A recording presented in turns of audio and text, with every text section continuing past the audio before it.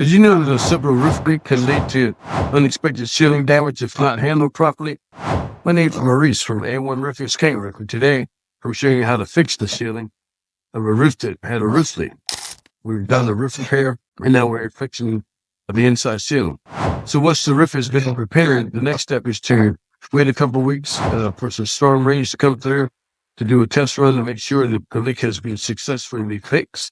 Then the next thing you want to do, depending on how bad the drywall was damaged, you can either let it dry out or cut it out and replace it with some new drywall or sheetrock. And then you want to compound, tape, and sand it, and then coat it some fresh paint. This will not only restore the look of the room, but also prevent future issues like mold and mildew growth.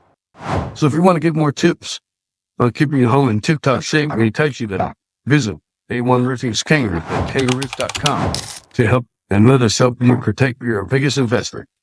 And thank you.